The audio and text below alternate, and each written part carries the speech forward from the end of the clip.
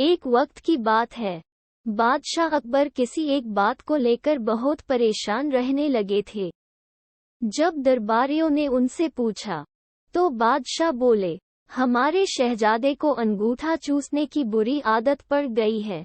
कई कोशिश के बाद भी हम उनकी यह आदत छुड़ा नहीं पा रहे हैं।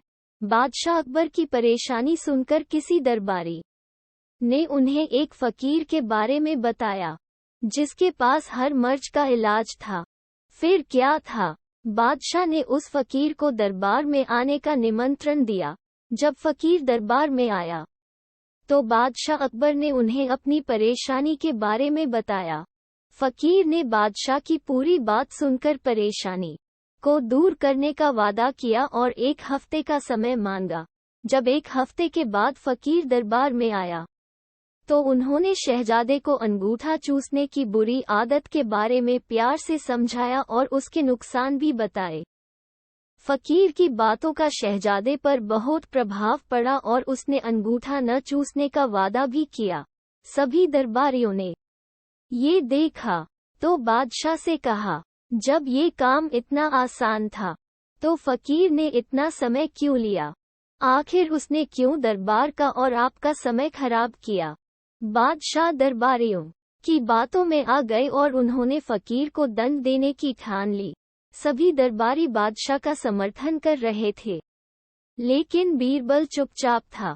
बीरबल को चुपचाप देख अकबर ने पूछा, तुम क्यों शांत हो बीरबल?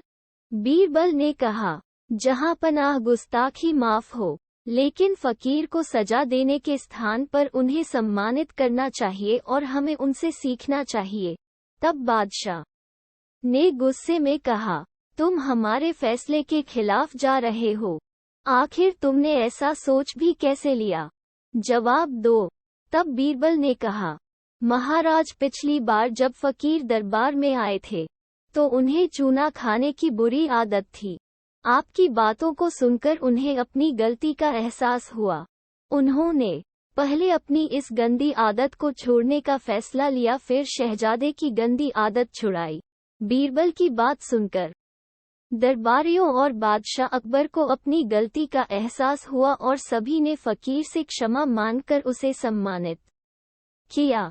कहानी से सीख, हमें दूसरों को सुधारने के पहले खुद सुधरना चाहिए। इसके बाद ही दूसरों को ज्ञान देना चाहिए।